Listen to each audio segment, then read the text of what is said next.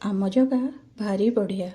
जदि आपण मानक मोर ये प्रयास भल लगुच तो चैनल को लाइक करंतु, शेयर करंतु, सब्सक्राइब करंतु। ए भागवत वाणी कर्णे जे शुणे श्रद्धा अवधाने मुकुंद पादे तंक मन निश्चले रहे अनुक्षण।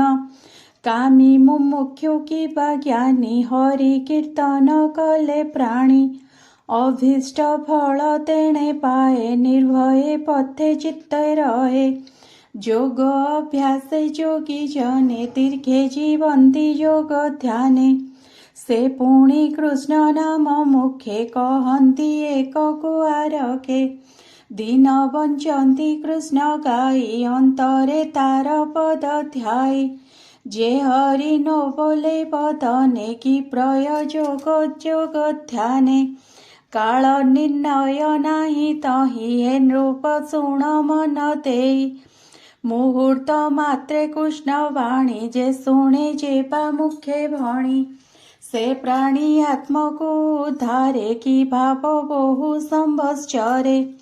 खट्वांग नामे राजा थिला स्वर्गे देवंकु हित कला रिपु संहारी देव पासे मिलिला भक्ति विश्वासे। देवे बोइले मागवर शुणी बोइला नृपवर आयुष अछि मोर केते देवे कहिले शास्त्र मते।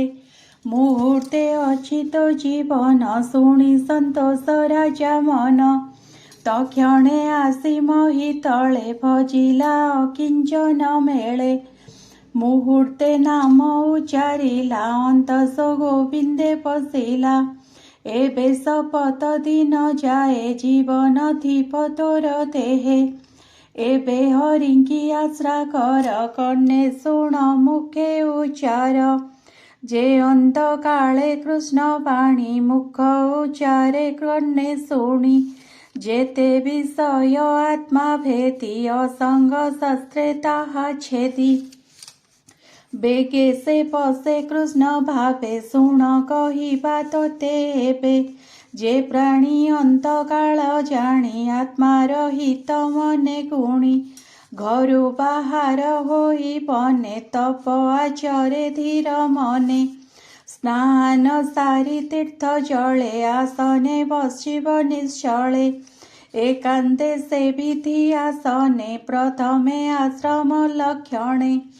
अभ्यास करी शुद्ध मने त्रिवृत ब्रह्म सुमरणे प्राण पवन जोगे रुंदी सकल इंद्रिय निरोधी बुद्धि सारथी आश्रा करी विषय समूह संगरी।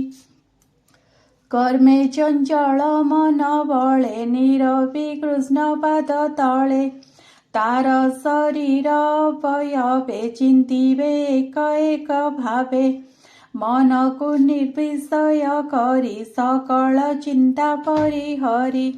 मन प्रसन्न जेते बेले ज्ञान प्रसारे सुनिश्चले स्वभावे मन दुष्टपणे आवृत रजतम गुणे।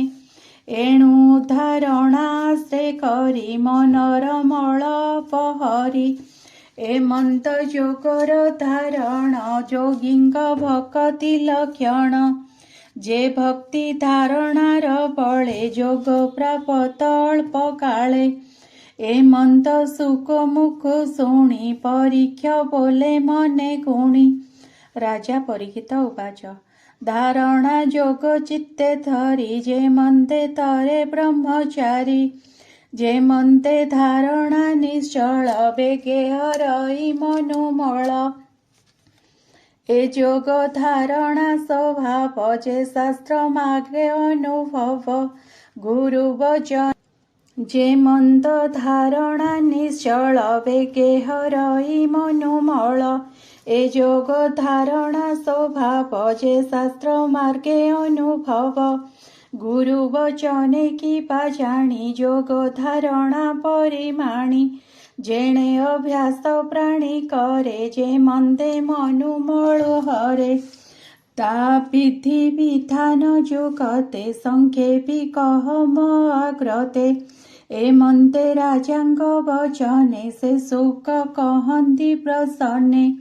ଶ୍ରୀଶୁକ ଉବାଚ ଜିତ ଆସନ ଜିତ ପ୍ରାଣ ଜିତ ବିଷୟ ଇନ୍ଦ୍ରିଗଣ ସ୍ଥୂଳ ଶରୀରେ ବୁଦ୍ଧି ବଳେ ମନକୁ ସ୍ଥାପିବ ନିଶ୍ଚଳେ।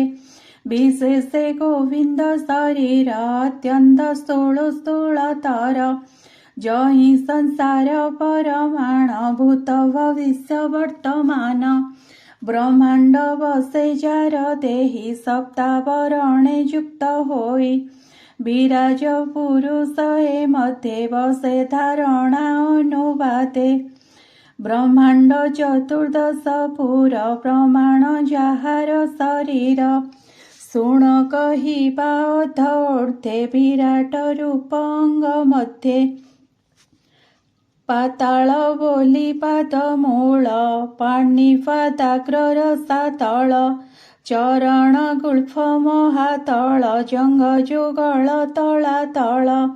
ସୁତଳ ବୋଲି ଜାନୁ ଯୁଗେ ବିତଳା ତଳ ଉରୁ ଭାଗେ ଜଘନ ଦେଶ ମହିତଳ ନାଭି ବିବର ନଭସ୍ଥଳ। ସ୍ୱର୍ଲୋକ ହୃଦୟରେ ବସେ ଜ୍ୟୋତି ସମୂହ ପରକାଶେ କଣ୍ଠ ଆଶ୍ରିତ ମହାର୍ଲୋକ ବଦନେ ବସେ ଜନଲୋକ।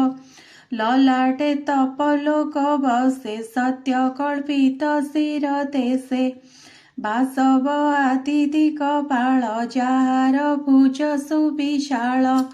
କର୍ଣ୍ଣ ଯାହାର ଅଷ୍ଟଦିଶା ଅଶ୍ୱିନୀ କୁମାରେ ଜାନାସ ଜଳନ୍ତା ଅଗ୍ନି ଯାବଦନ ନୟନ ଗୋଲକ ଗଗନ। ତପନ ଯାର ଚକ୍ଷୁ ବେନି ଉଦୟ ଅସ୍ତପକ୍ଷ ବେନି ଯାର ଭ୍ରୁଭଙ୍ଗ ବ୍ରହ୍ମପଦ ସଲିଳ ତାଳୁର ସଜୀବ। ସକଳ ବେଦ ବ୍ରହ୍ମରନ୍ଧ୍ର ବିକଟ ଦନ୍ତ ଯମପଦ ଯାହାର ତୁଣ୍ଡେ ସ୍ନେହ କଳା ଅର୍ଦ୍ଧ ଉର୍ଦ୍ଧ୍ୱରେ ଦନ୍ତମାଳା। ଜନ ଉନ୍ନତ ଯାର ହାସ ଯେ ବିଷ୍ଣୁ ମାୟାର ପ୍ରକାଶ। ସଂସାର ଯାହାର କଟାକ୍ଷ ସେ ଜୀବ ଲଭେ ଯା ପ୍ରତ୍ୟକ୍ଷ। ଉପର ଓଷ୍ଠେ ଲଜ୍ଜା ବସେ ଲୋଭ ବସଇ ଅଧ ଦେଶେ ଧର୍ମ ବସଇ ସ୍ତନ ଯୋଗେ